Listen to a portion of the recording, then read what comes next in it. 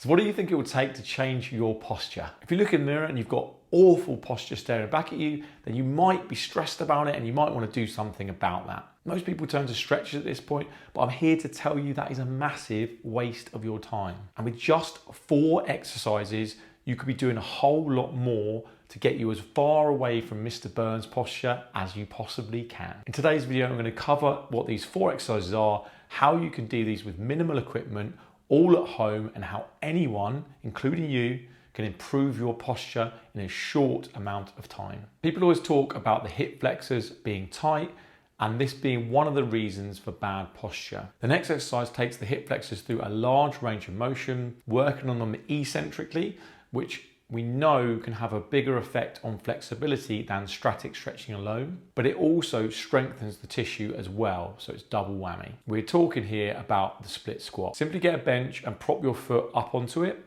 stepping forwards into a lunge position. Step forwards enough that you have space behind you to drop into the lunge and it doesn't feel like an awkward position. A top tip here is to do a posterior pelvic tilt, which will mean a greater stretch on the back leg hip flexors at the bottom of the movement. So once we've eccentrically stretched the hip flexors, next we can move into strengthening those muscles along with the abdominals.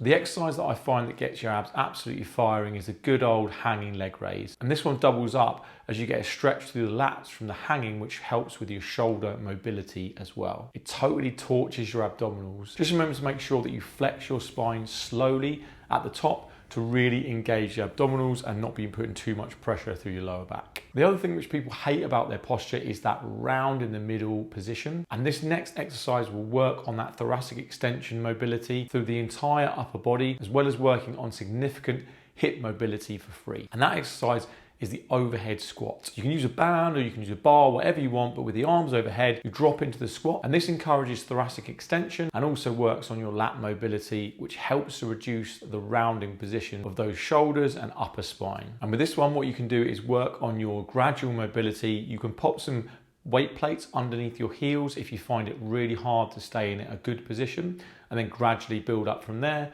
Build up your reps, and then you can reduce those heel plates and then do it on the ground. Again, once you've worked on the mobility through the thoracic spine, the next step is to strengthen the mid-back muscles, particularly the rhomboids.